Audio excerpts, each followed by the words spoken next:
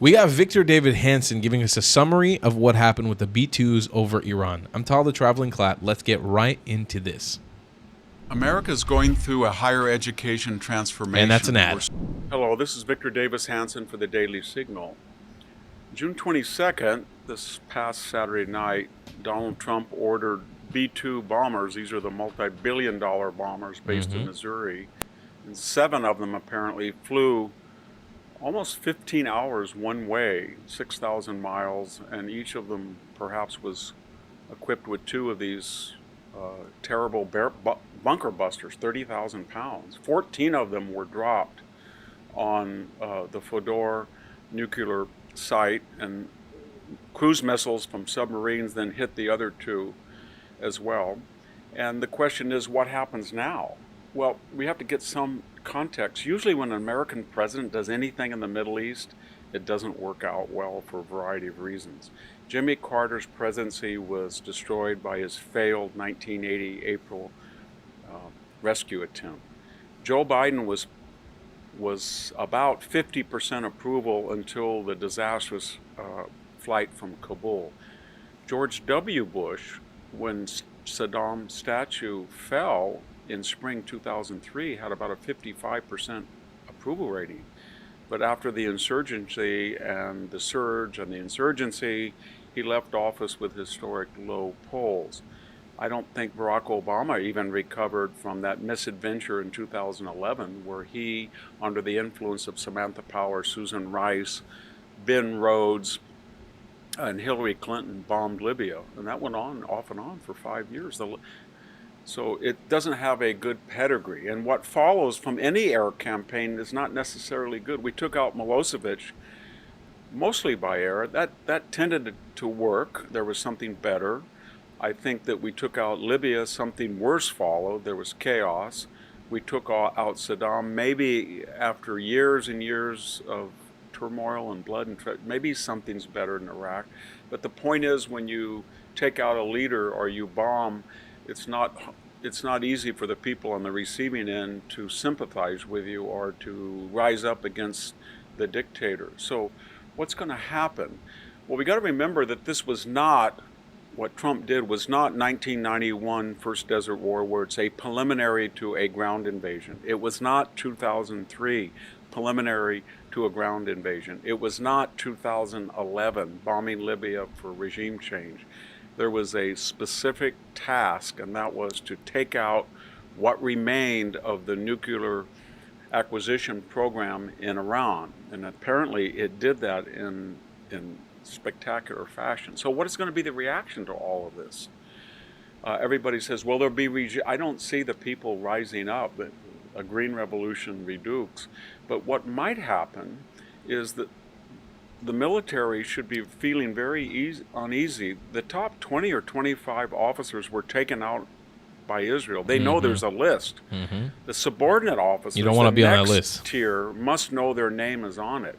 They must know that people are angry that over 50 years nearly they spent $1 trillion subsidizing the Houthis, Hezbollah, Hamas, the Assad dynasty. And for what? It's all up in smoke. And then they probably lost another $1 trillion over 50 years through sanctions and oil embargoes. For what? It's up in smoke.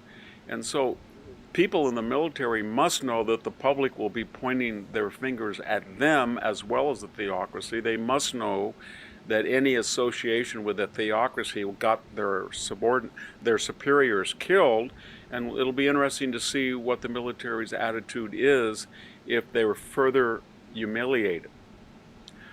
Will Russia and China do Which anything? we're seeing now, by the way. I doubt it. No. I'll talk about that in a subsequent episode. So where are we right now? Right now, the ball is in the court of Iran. Trump has said to them, you can come back and negotiate, but what would they negotiate over? Their one card was that we have the specter of a nuclear bomb, so you better come to us and talk. They don't have that anymore, at least not for the foreseeable future. The only negotiable item is whether they survive or not. And I don't think they're going to want to negotiate that. And so what are they going to do? It's probably going to descend into something like the Houthis, Red Sea, Western Israel, tit for tat, until finally they get exhausted. And finally, what is the stature of Israel and Trump in the aftermath? Well, Israel has done the unbelievable. If we had this conversation on October 8th of 2023, we would have said the very idea that they're going to take on the formidable Hezbollah legions, that they're going to destroy Hamas, that they're going to neutralize some of the Houthis, that they're going to cause the Assad dynasty to flee, that Russia is going to be out of the Middle East, that Iran is going to be defenseless. No one would have believed it. Their only problem, Israel's, will be overconfidence. After the Six-Day War, the Yom Kippur surprise happened. After their success since then, we had October 7th to the day, 50 years later. I don't think they're going to get overconfident anymore. As far as the United States, they have restored the deterrence that was lost by Joe Biden in a variety of ways, but most spectacularly in Afghanistan. So it's a very tense situation. No one can predict what's going to follow, but for right now, things are much better now after Saturday night than they were before. Thank you very much. This is Victor Davis Hanson for the Daily Signal. What can you say? What can you say? What can you say? Victor Davis Hanson gives us the summary as he always does, but the reality is that we really don't know what's going to happen. Trump is egging on the Islamic regime. He's going head to head with Khomeini on Twitter. They're beefing. They got their little Twitter beef going on. Netanyahu's kind of sitting patiently, like trying to figure out: are we ending the Gaza war? Are we attacking? Are we just Trump? Give me directions at this point. The man doesn't really have much of a, let's say, a spine of his own at this point. I don't really feel like Trump is our prime minister. I can be honest with you guys. It's kind of like what Daddy Trump says we do. Like, I'm not totally opposed to that right now while we're in this war, but we definitely, as Israel, need to escape the clutches of the United States administration telling us exactly what we can and can't do. Really, really important. Very, very important for our future, I think, as well. But, I mean, I do appreciate right now that we have somebody like Donald Trump kind of leading and paving the way and giving us guidance, because it's important.